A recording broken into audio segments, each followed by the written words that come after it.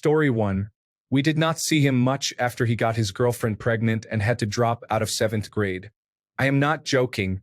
They were both 7th grade preteens. They kept the baby, and their families made him drop out and get a job to support it. This was in the United States in the 1990s, and it is really sad. Story 2. Let this be a lesson to all you parents out there to listen to your kids when they say they're sick. We were in middle school, 7th grade, I think. The kid wasn't exactly your traditional popular kid, but he had lots of friends. He was a good kid and everyone knew him and got along with him. Let's call him Greg so as not to expose the guy. One day during our lunch period, my friend group's lunch table was joined by Greg's friend group. We told them to leave since there wasn't enough space. There were probably about 8 or 9 of us in my group of friends and Greg's probably had 13 or so. We were sitting 2 people per seat.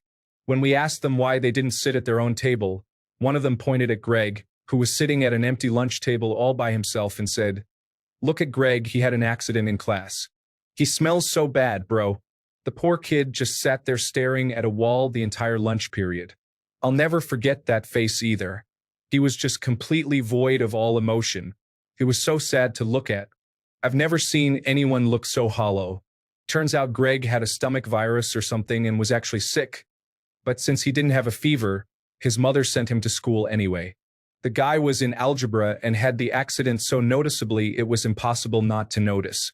He was leaking diarrhea down his leg and ran to the bathroom. The girl I heard about it from said that the smell didn't go away either.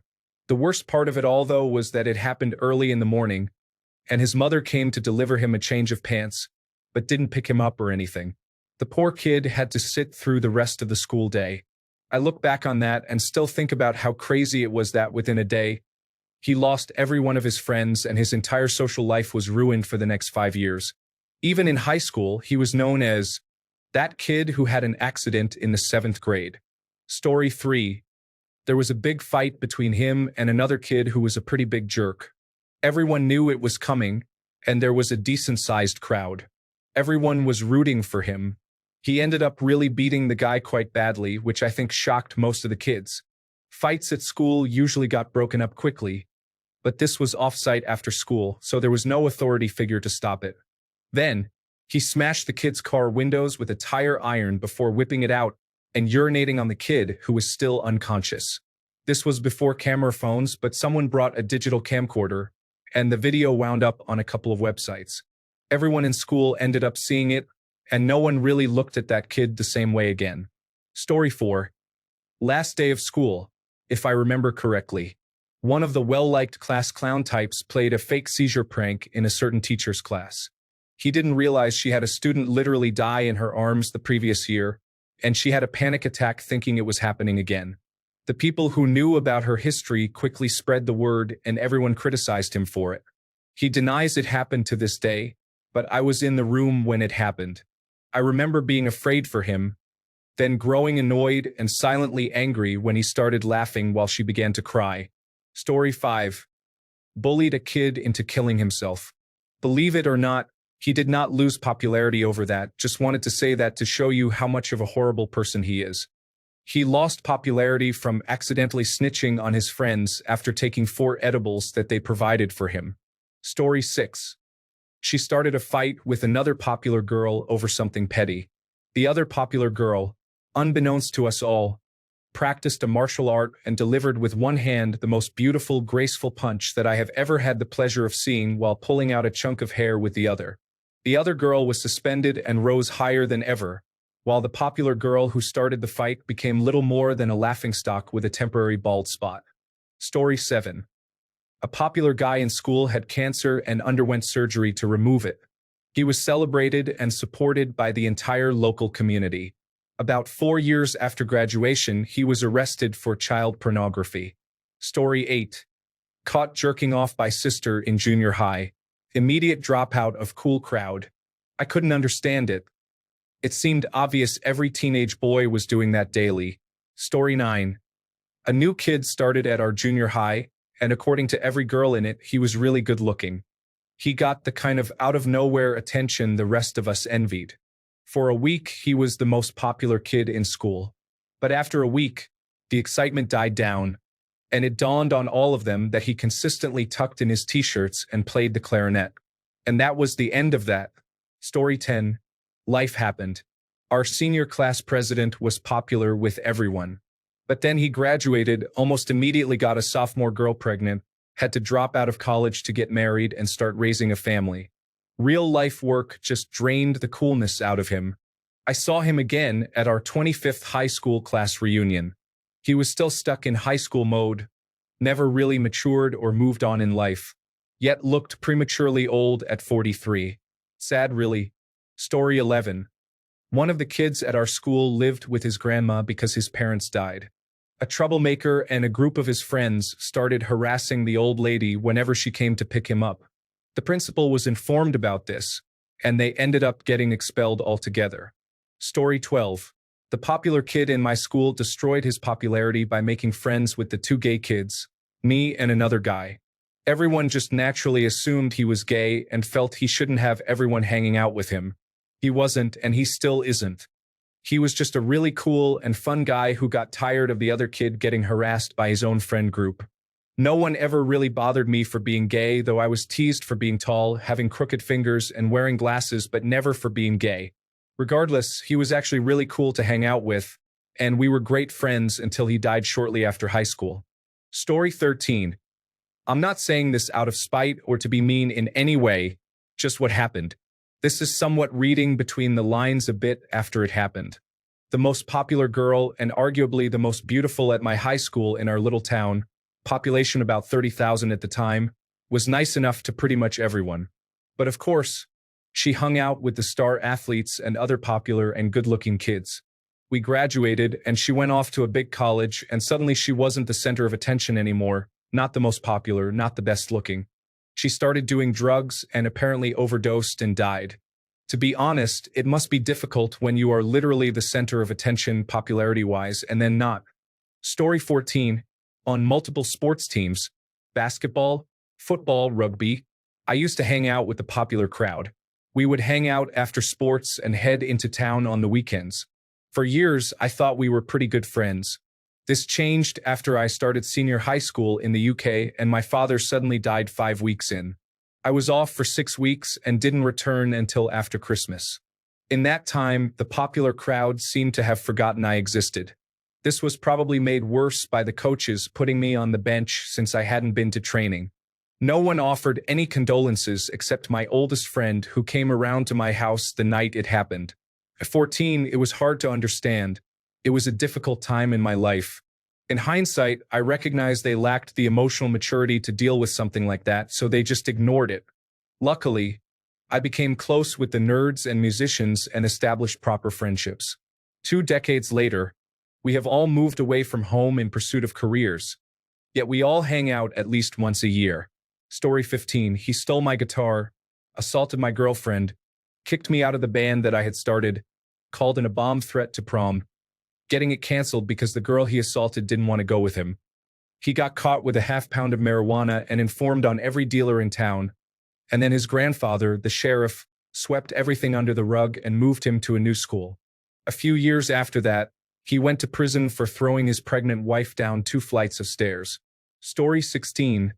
She defecated. A lot. It was a house party, and she got drunk and defecated on herself. She cleaned it up poorly, went into another room, and did it again. Basically, everyone kept telling her to get away because she smelled horrible. She cried all over the house, and everyone was disgusted. It's a story I wouldn't believe if I hadn't been there. She was very attractive, the head cheerleader, and genuinely a really nice girl. She disappeared entirely after that. Story 17. She made the weird kid, who wasn't popular but everyone agreed she was all right and perfectly nice, cry by repeated bullying. Then the whole year bullied her instead, and she left school early. Story 18.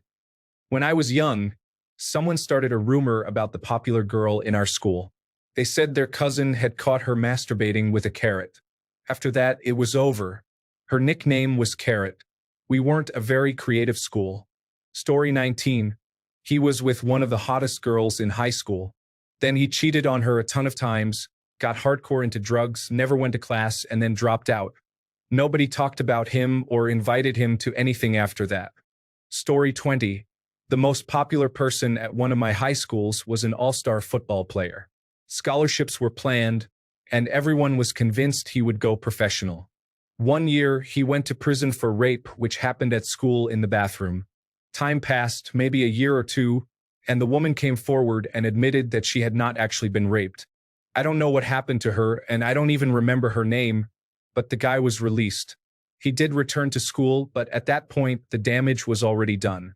He had changed so much, his future was destroyed, and everyone only saw him as a criminal even though he was exonerated. I still think about him often and how hard his life is now, all because of one lie. Story 21. Wet himself in class. We had a teacher who always let people go to the toilet, but a girl abused it and went out to steal people's lunches, so he said he was very disappointed and that people should go before the lesson, but if they needed to go, he would let them. But this guy didn't even ask to go to the toilet and just casually wet himself on his chair. Story 22. When he tried to force his girl in the school toilet, but she rejected, ran out of the toilet and told everyone about this situation. Never saw this boy after this situation. Story 23. Graduation and the end of puberty. Most of the popular kids just physically matured quicker. At my 20-year reunion, the star football player, a much bigger guy than me in high school, was 2 inches shorter than me and balding. Everything evens out in your 20s when everyone has had a chance to catch up. Story 24. He got a girl pregnant and dropped out of school. I think he was still pretty well liked, but, you can't exactly be the popular guy at school when you're no longer at school. Story 25. King of the roost in 6th grade into high school.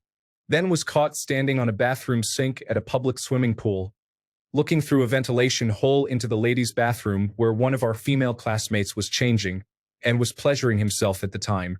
Awkward. Had to move 1,200 miles to Wyoming to escape his new reputation. Story 26.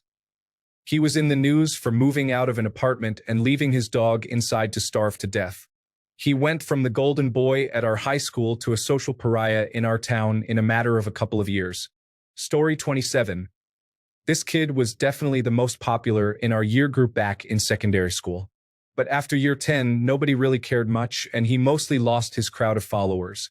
This guy was a huge bigot, very homophobic and transphobic, to the point where he bullied a transgender guy out of our school. Story 28. Told everyone he and a girl started dating after a party. Afterward, she said they weren't together at the next party. While she was drunk and he wasn't, he sexually assaulted her. She reported him to the police.